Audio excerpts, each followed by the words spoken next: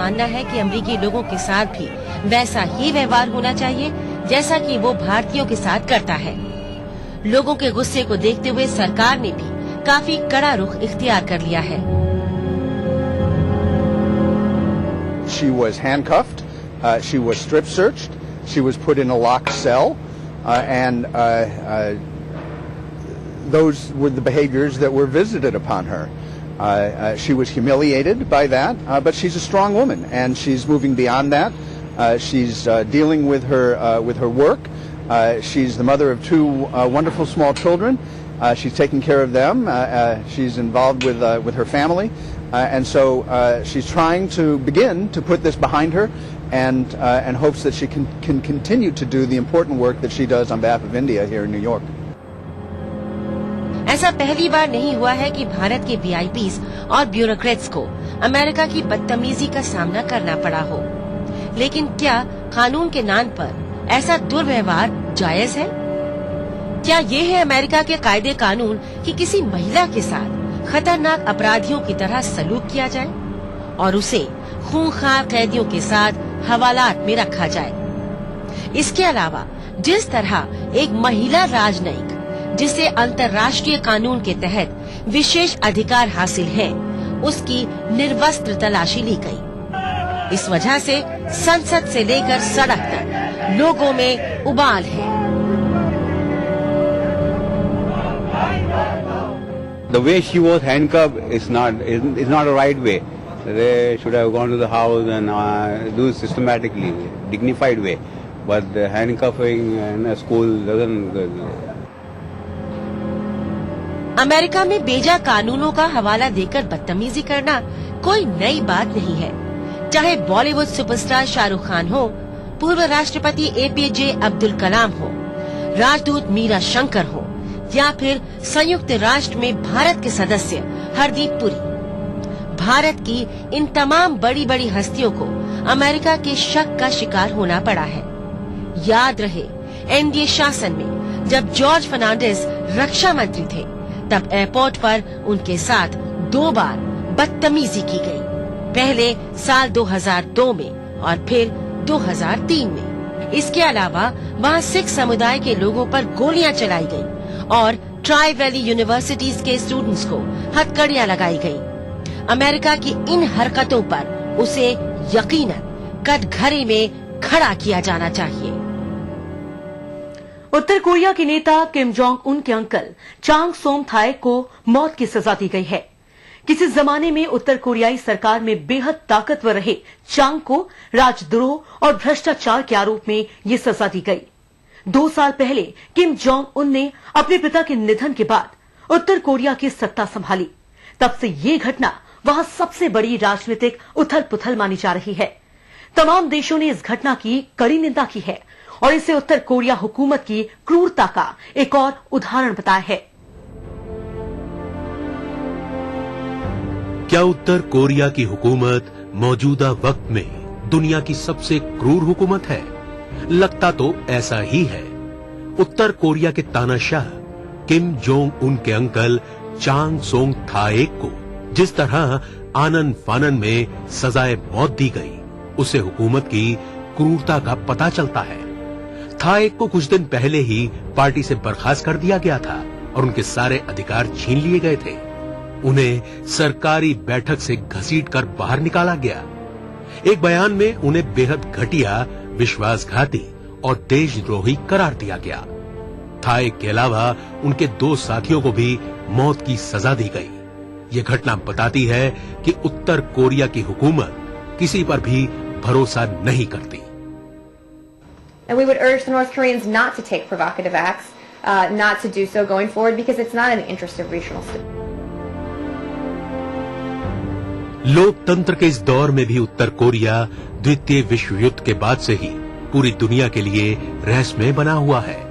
सरकारी मीडिया सिर्फ प्रोपेगेंडा खबरें प्रसारित करता है और उस पर बेहद सख्त नियंत्रण है। यहाँ के नागरिकों को बेहद कम अधिकार हासिल है। हुकूमत या सेना की बुराई करने की सजा केवल मौत है। अपनी ताकतवर फौज के दम पर यह देश अपने पड़ोसियों, खासकर दक्षिण कोरिया और सबसे बड़ी महाशक्ति अमेरिका को भी आंखें दिखाता है। कुछ दिन पहले यहां 60 से ज्यादा लोगों को महज इसलिए फांसी की सजा दे दी गई क्योंकि वो दक्षिण कोरिया का टीवी प्रोग्राम देख रहे थे। टीवी देखने पर ऐसी सजा शायद ही पूरी दुनिया में कहीं और दी जाती हो। यही वजह है कि उत्तर कोरिया की उसकी नीतियों के चलते सारी दुनिया में निंदा होती आई है, लेकिन शायद उसे इन सब बातों से कोई फर्क नहीं पड़ता।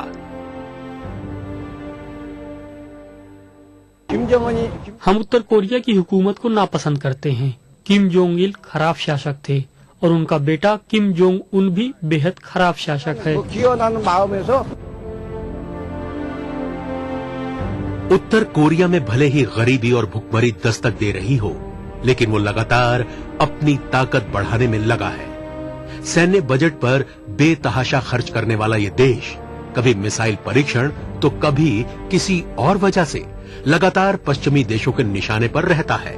उत्तर कोरिया पर तमाम देशों ने आर्थिक प्रतिबंध लगा रखे हैं, जिससे यहां हालात दिन ब दिन खराब होते जा रहे हैं। लेकिन हुकूमत इससे पूरी तरह बेफिक्र है। दुनिया भर के देश भले ही तरक्की की रेस में बहुत आगे निकल चुके हों, लेकिन उत्तर कोरिया के लिए वक्त का पहिया ठिठक गया लगता है। अब वक्त है एक छोटे से ब्रेक का।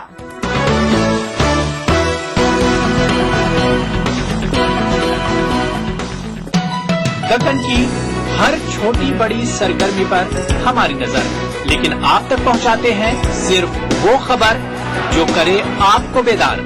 सियासत के गलियारों से रोजमर्रा की जिंदगी,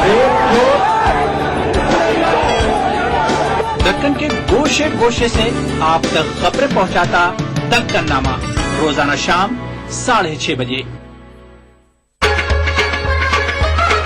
गर फिरदौस बर्रुए जमी अस्त, हमी अस्तो हमी अस्तो हमी अस्त। जम्मू कश्मीर के हर वाकये और हर पहलू पर ईटीवी की नजर। देखिए ईटीवी उर्दू कश्मीर रोजाना शाम 7 बजे और सुबह 7:30 बजे सिर्फ ईटीवी उर्दू पर।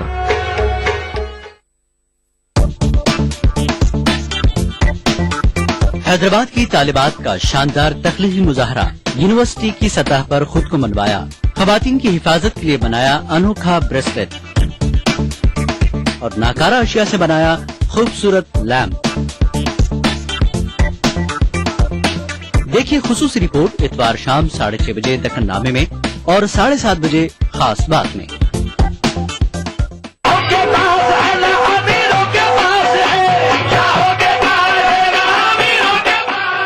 मध्य प्रदेश के मशहूर मकाम सनावद में वाक़ दरगाह हजरत जमालुद्दीन रोशनी कादरी रहमतुल्लाह अलैह की क्या है तारीखी अहमियत?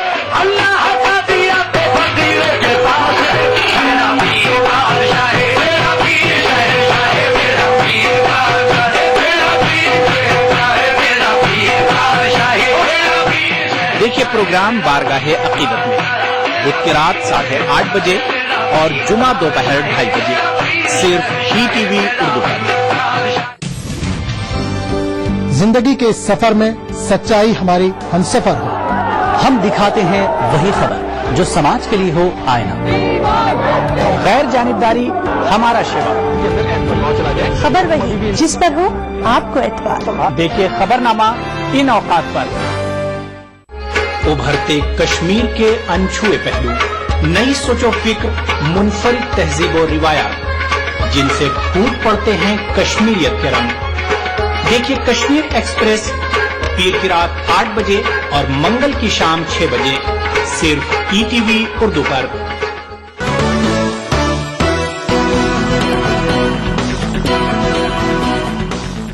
अफगानिस्तान में 2014 के बाद नेटो फौज की मौजूदगी सवालों के घेरे में है। तालिबान के बढ़ते खतरे के मद्देनजर अमेरिका चाहता है कि उसकी फौज का कुछ हिस्सा यहां मौजूद रहे। अमेरिका इसके लिए अफगानिस्तान के राष्ट्रपति हामिद करजई पर दबाव बना रहा है कि वो इस संबंध में जल्द से जल्द समझौता कर ले, लेकिन करजई इसके लिए राजी नहीं है। उनका कहना है कि अफगानिस्तान में आने वाली नई हुकूमत ही इस बारे में कोई अंतिम फैसला ले सकती है। हालांकि अमेरिका का कहना है कि फैसले में हो रही देरी का खामियाजा अफगानिस्तान को ही उठाना पड़ेगा।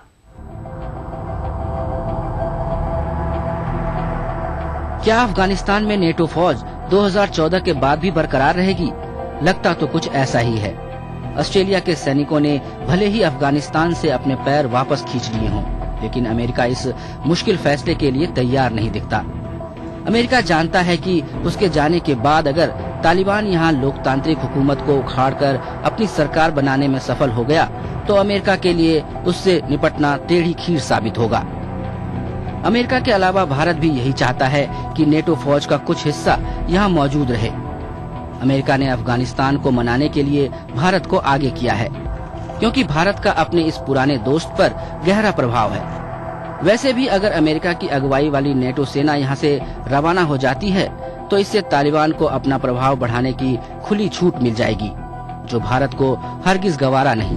वैसे अफगानिस्तान के आम लोग और वहाँ के सांसद भी अफगानिस्तान में नेटो फौज की मौजूदगी के पक्ष में हैं। Our economy is exactly related to the foreign aids, the money which is coming outside of Afghanistan. In the last 10-13 years, we weren't able to build the infrastructure of Afghan economy. So therefore, it's very important for us, because the BSAs also means good economy for Afghans, good security for Afghans, and a good way or an exit to the bright future for Afghanistan.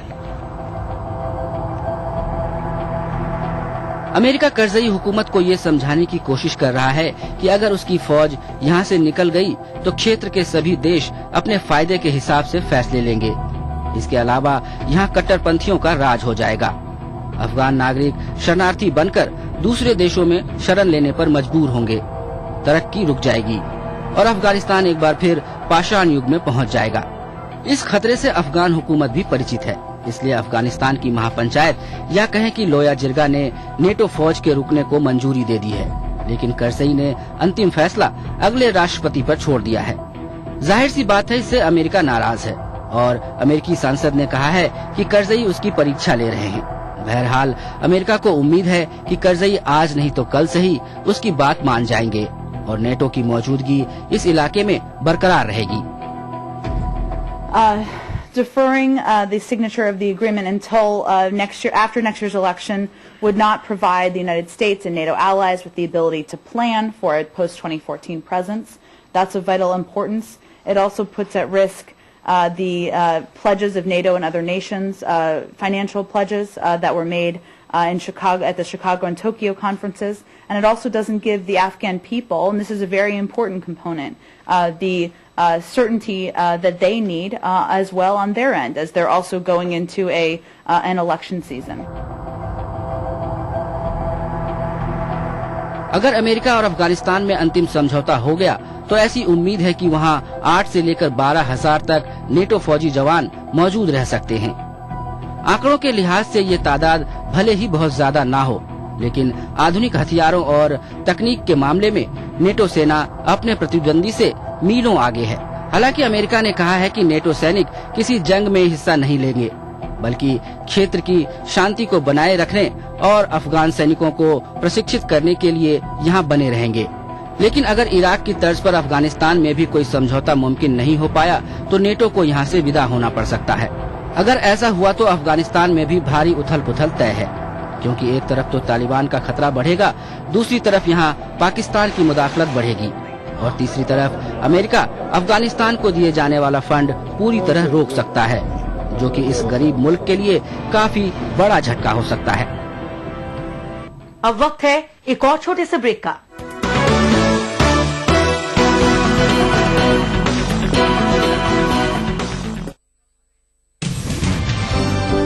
जिंदगी के इस सफर में सच्चाई हमारी हमसफर हो। हम दिखाते हैं वही खबर जो समाज के लिए हो आईना। गैर जानिबदारी हमारा शिवा। खबर वही जिस पर हो आपको एतबार। देखिए खबरनामा इन औकात पर। भागती दौड़ती जिंदगी में खबरों की कोई कमी नहीं, लेकिन हम आप तक पहुंचाते हैं सिर्फ वो खबरें जिसमें ना है कोई जानिबदारी, ना ही सनसनी। खबर जो हर दम आपको रखे बाखबर। देखिए दिन भर की खबरों का आईना, 9 PM खबरनामा।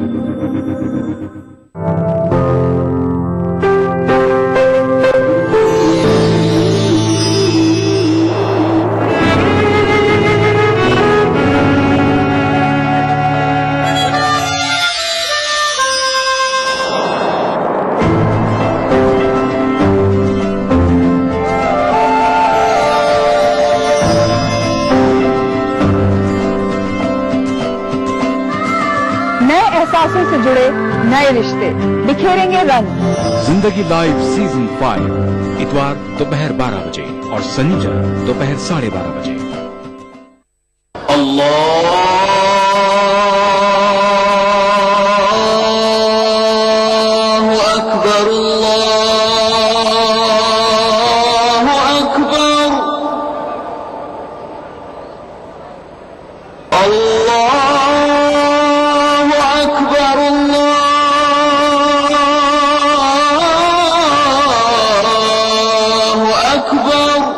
मस्जिदुल हराम से नमाज फज्र देखिए रोजाना सुबह 5:30 बजे सिर्फ ईटीवी उर्दू पर।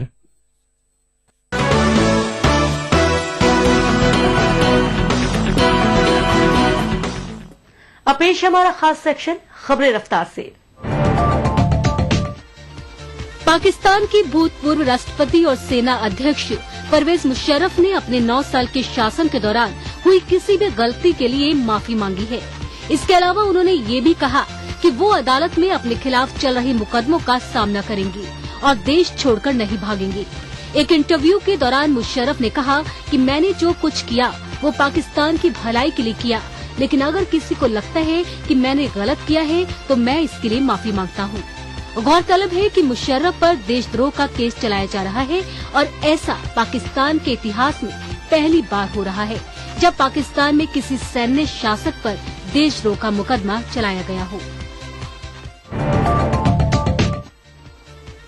जापान के फैशन ब्रांड अब विशेष रूप से एशियाई उपमहाद्वीप में अपने बाजार का विस्तार कर रहे हैं। जापान की एक मशहूर वस्त्र डिजाइनर कंपनी ने चीन के बाजार में कदम रखा है और जापानी अभिनेता यूकी फुरुकोवा के माध्यम से अपने उत्पादों को लोकप्रिय कर रहा है। गौरतलब है कि यूकी जापान के टेलीविजन शो प्लेफुल किलिन टोक्यो के लोकप्रिय कलाकार हैं। उन्होंने शंघाई में जीयू स्टोर के उद्घाटन समारोह में भाग लिया। इस टीवी कलाकार के चीनी वेबसाइट वीबो पर 8 लाख से ज्यादा फॉलोअर्स हैं। यूकी के प्रशंसकों की टिप्पणियां चीनी लोगों के बीच उनकी लोकप्रियता को दर्शाती हैं। यूकी की लोकप्रियता जापान, चीन और भारत को आपसी संबंध सुधारने में मदद कर रहा है। न सिर्फ कलाकार बल्कि खिलाड़ी भी एशियाई देशों के साथ संबंध बेहतर करने में अपना ताउन दे रहे हैं। 2 बार GP world champion Jorge Lorenzo ने अपने लुभावने प्रदर्शन के जरिए आसियान देशों के बीच दोस्ती को बढ़ावा देने का काम किया। ये बात गौरतलब है कि जापान के कई मशहूर ब्रांड मोटर स्पोर्ट्स और रेसिंग के साथ जुड़े हैं। जीयू स्टोर के उद्घाटन के मौके पर तकरीबन 50,000 से अधिक उत्साही युवाओं ने इकट्ठा होकर मोटर स्पोर्ट्स और संगीत का आनंद लिया।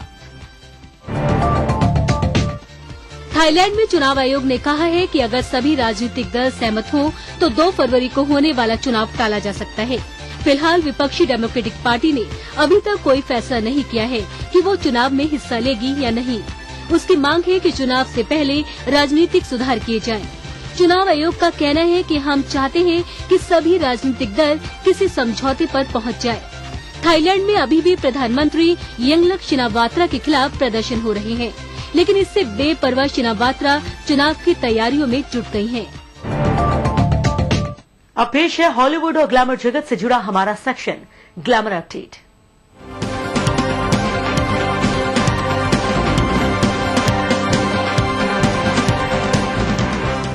हॉलीवुड स्टार किम कार्दाशियन कुछ भी करे, या तो हंगामा होता है या फिर विवाद। उसकी निजी जिंदगी से जुड़ी बातें तो बहुत सारी हैं, उसका एक पहलू सोशल लाइफ से भी जुड़ा है और उसके तहत किम कुल मिलाकर एक समाज सेवी भी है।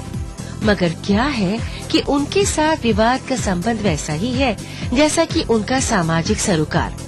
सो इस बार भी जब वो एक चैरिटी शो की कमाई को सामाजिक कार्य में लगा रही है तो दुनिया इसमें भी कुछ कमी निकाल रही है। बताया जाता है कि समाज सेवा के नाम पर किम कमाई तो मोटी करती हैं, लेकिन उससे सिर्फ और सिर्फ अपनी ही जेब भरती हैं। वो कमाई का महज 10% हिस्सा चैरिटी पर खर्च करती हैं। हॉलीवुड अभिनेत्री लिंडसे लोहान अपने जीवन के बारे में एक किताब लिखने की योजना बना रही हैं। 27 वर्षीय लिंडसे इस किताब में अपनी गिरफ्तारी, नशीली दवाओं के सेवन, अभिनय करियर और अपने परिवार के बारे में लिख रही हैं। किताब के लिए उन्हें अभी से कई प्रकाशकों के ऑफर भी मिले हैं। लिंडसे के मुताबिक वो इस किताब के जरिए अपनी जिंदगी का हर पहलू लोगों के सामने रखना चाहती हैं। बियोंसे ने अपने हालिया म्यूजिक एल्बम से अपने प्रशंसकों और आलोचकों को हैरान कर दिया है। इस एल्बम में उनकी बेटी ब्लू आइवी भी अपनी मां के साथ दिखाई दी।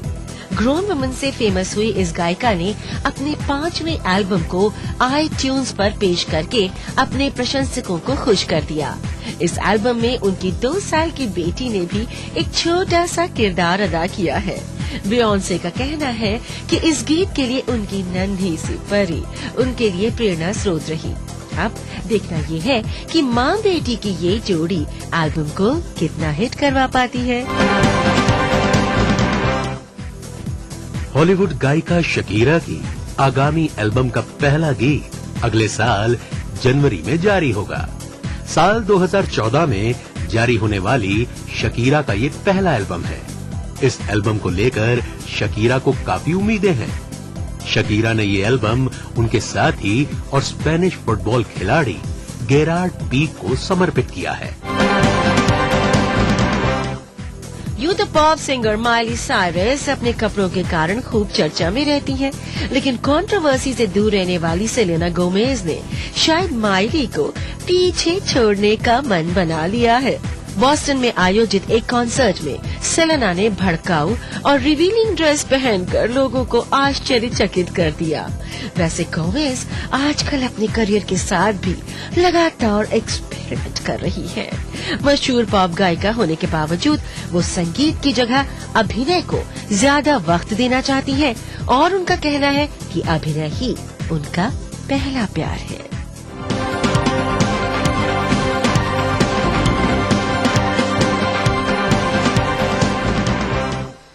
तो ये था दुनिया अपडेट। अगले हफ्ते फिर हाजिर होंगे और खबरों के साथ। तब तक के लिए दीजिए इजाजत। नमस्कार, खुदा हाफिज।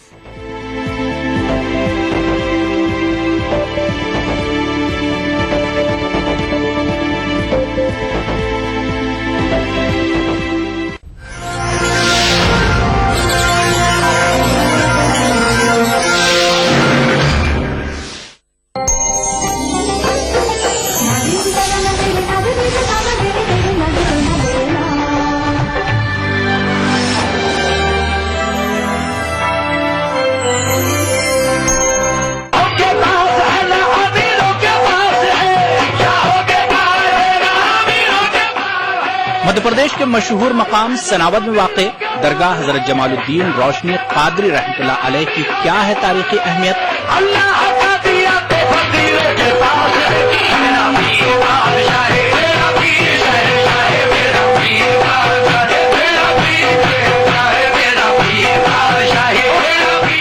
देखिए प्रोग्राम बारगाहे अकीदत में बुध की रात 8:30 बजे और जुमा दोपहर 2:30 बजे सिर्फ ही टीवी उर्दू पर। दक्कन की हर छोटी बड़ी सरगर्मी पर हमारी नजर, लेकिन आप तक पहुंचाते हैं सिर्फ वो खबर जो करे आपको बेदार। सियासत के गलियारों से रोजमर्रा की जिंदगी, दक्कन के गोशे गोशे से आप तक खबरें पहुंचाता दक्कननामा, रोजाना शाम 6:30 बजे। गर फिरदौस बर्रुए जमी अस्त, हमी अस्तो हमी अस्तो हमी अस्त। जम्मू कश्मीर के हर वाकये और हर पहलू पर ईटीवी की नजर। देखिए ईटीवी उर्दू कश्मीर रोजाना शाम 7 बजे और सुबह 7:30 बजे सिर्फ ईटीवी उर्दू पर।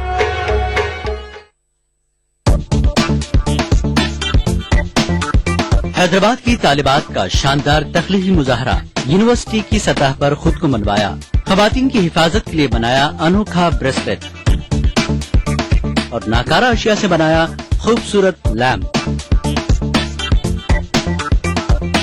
देखिए खुसूसी रिपोर्ट इतवार शाम 6:30 बजे दक्कन नामे में और 7:30 बजे खास बात में। भागती दौड़ती जिंदगी में खबरों की कोई कमी नहीं, लेकिन हम आप तक पहुंचाते हैं सिर्फ वो खबरें जिसमें ना है कोई जानिबदारी ना ही सनसनी। खबर जो हर दम आपको रखे बाखबर। देखिए दिन भर की खबरों का आईना 9 PM खबरनामा।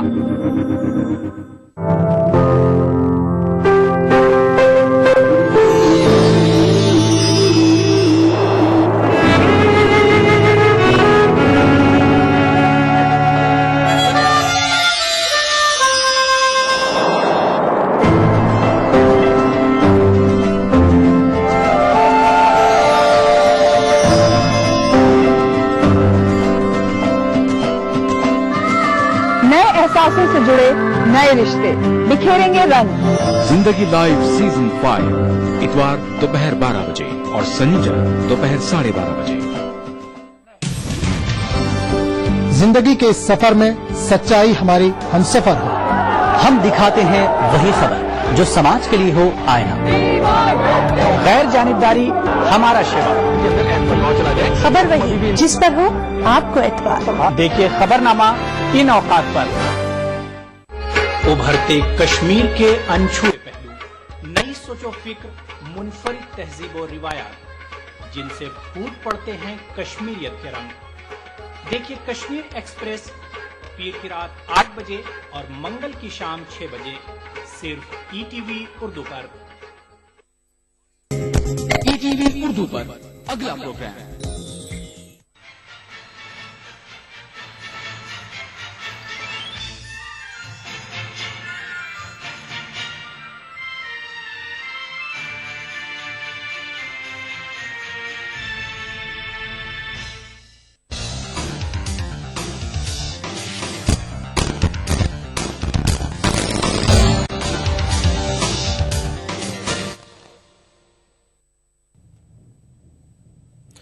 नजर ईटीवी उर्दू न्यूज में आपका खैर मकदम और आप देख रहे हैं तकन्नामा। सबसे पहले नजर हेडलाइंस पर। वजीर आला किरण कुमार रेड्डी ने की सदर जमहूरिया प्रणब मुखर्जी से मुलाकात, रियासत की तकसीम की मुखालफत की।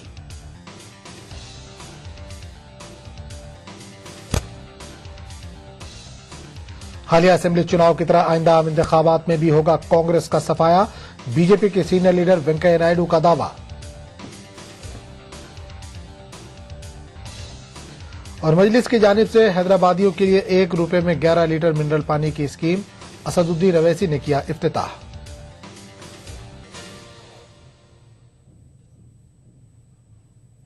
नजरनामे की खबरों से पहले ये नजर डालते हैं दूसरी बड़ी खबरों की तरफ। कांग्रेस के नायब सदर राहुल गांधी ने मुजफ्फरनगर के फसाद मुतासरीन के रिलीफ कैंपों का दौरा किया। इस मौके पर राहुल ने फसाद मुतासरीन से घरों को वापस लौटने की अपील की।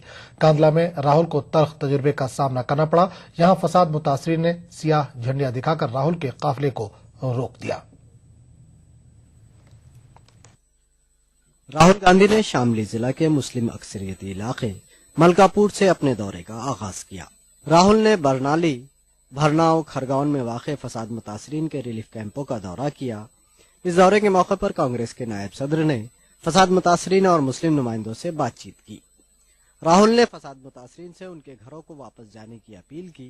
कांग्रेस रहनुमा ने कहा कि फसाद बर्पा करना चाहते कि फसाद मुतासरीन और वो इस सूरत हाल से फायदा उठाना चाहते हैं। राहुल ने कहा कि कैंपों में रहना मुस्तकबिल के लिए ठीक नहीं होगा। जब हमारे उनका मुआवजा भी नहीं मिल रहा, और वैसे विधवा वैसे बच्चे हैं, कौन देगा मुझे? बच्चे कोई ना